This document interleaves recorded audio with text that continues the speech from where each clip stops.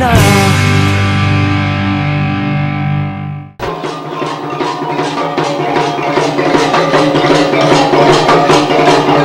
Ang mga dingding ng bahay kubo ay gawa sa pawid.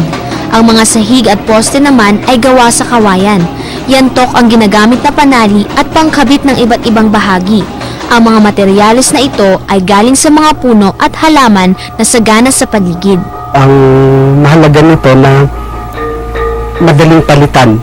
So, malaking palaisipan din na bakit halimbawa sa Bicol na bagyuhin pero nandun pa rin kadalasan yung katutubungan na kawayan pa rin.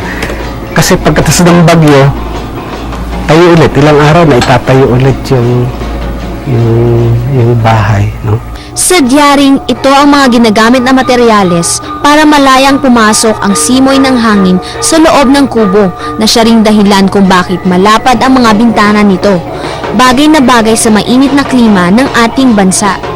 Mapapansin din na napakaliit na mga bahay kubo. Pero isang buong pamilya ang nakatira dito. Kadalasan maliliit. No? Iisang kwarto na doon kadalasan kainan, tulugan. Ang function ng bawat pamilya ay hindi lamang nakakulong sa isang bahay, kung hindi yung pamayanan, yung community. Ang isang papel ng pamilya sa komunidad ay makikita sa pagsasaka. Tulong-tulong ang lahat para mabilis matapos ang pagtatanim at pag-aani. Sa panahong Neolitiko, ang paraan ng pagtatanim ay kaingin o pagtatanim sa tuyong lupa. Pagdating ng panahong metal, nagkaroon ng bakal na magagamit sa paglinang ng mga bukid. Nagkaroon ng bagong paraan sa pagsasaka, ang patubig.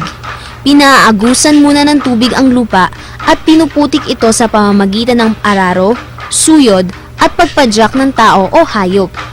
So isang napakagandang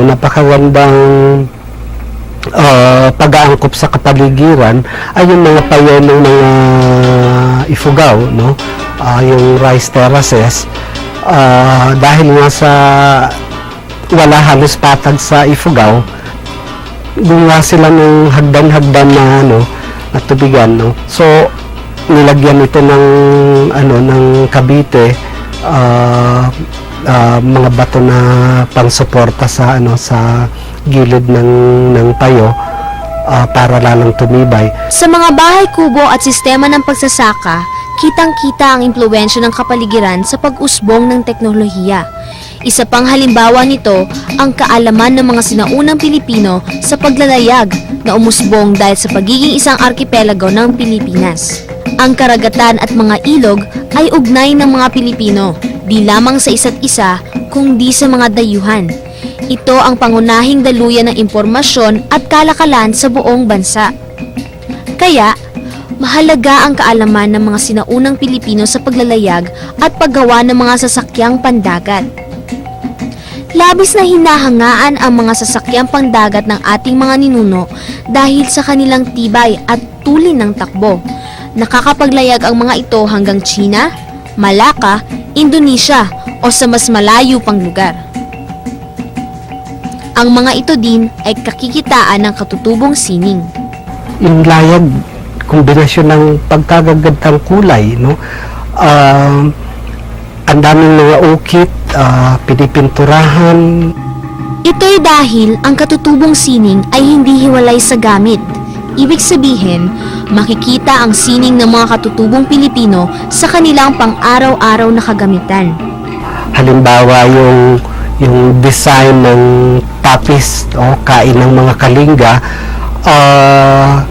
yung mga hindi kalinga natutuwa sa kombinasyon ng kulay, sa design, sa kung ano-ano pang geometric figures. Pero sa kalinga, pagkakakilanlan ito, no? Ang mga palayok din ay hindi lang nalagyan o lutuan ng mga sinaunang Pilipino. Nandito rin ang kanilang sining na makikita sa kulay, disenyo at mga ukit nito. Ngunit, alam niyo bang lumalabas din sa sining ng mga katutubong Pilipino ang kanilang mga paniniwala, ang kanilang relihiyon at pananampalataya? Pero teka, ano ba muna ang relihiyon, pananampalataya at iba't ibang paniniwala ng mga sinaunang Pilipino? Alamin natin.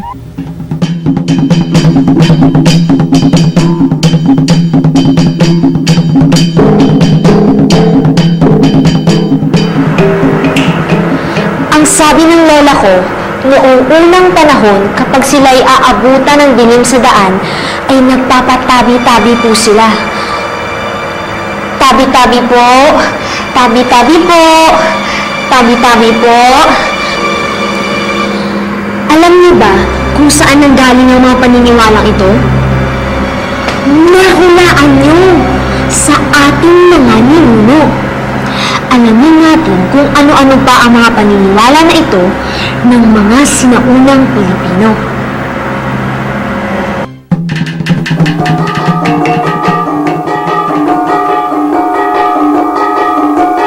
Ang paniniwala sa kaluluwa ay mahalagang bahagi ng relihiyon o pananampalataya ng sinaunang Pilipino. Yung ating katawan ay binubuo ng dalawang bagay. Yung katawan natin, yung nakikita, yun lang yung panglabas. Subalit, yung nagbibigay sa atin ng buhay ay yung nasa loob. Ito yung kaluluwa. Pinaniniwalaan ng mga sinaunang Pilipino na ang kaluluwa ay maaaring lumabas sa katawan kahit na buhay pa ang tao. Pwede rin itong bumalik kapag hindi na nakabalik ang kaluluwa sa katawan, tuluyan nang namamatay ang tao. Inililibing na ang katawan at ang kaluluwa ay pumupunta na sa kabilang buhay. Yung kabilang buhay, maaaring nasa ilalim ng lupa o kaya maaaring nasa itaas. Okay.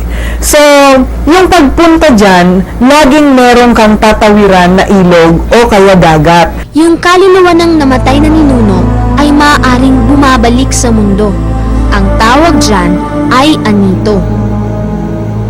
Ang mga anito ay maaaring matagpuan sa mga bagay sa kapaligiran, sa puno, ilog, bundok. Naririyan sila sa buong paligid at kasali sa mga aktibidad ng mga taong nabubuhay.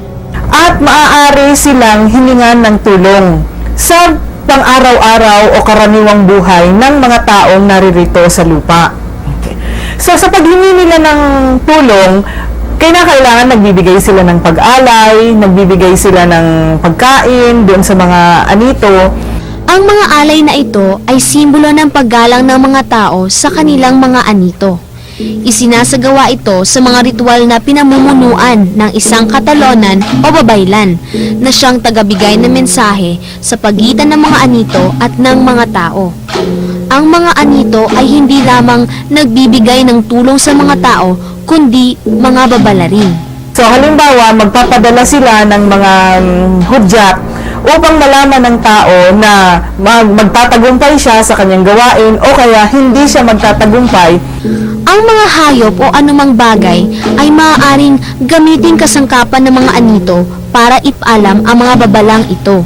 Ang bahin ay sapat ng dahilan para matigil ang anumang ginagawa ng isang tao. Ganon din ang tuko at ahas kapag nakitang tumatawid ito sa daan. Ang mga anito ay maaari ring magpagaling sa mga may sakit at magparusa sa mga masasama.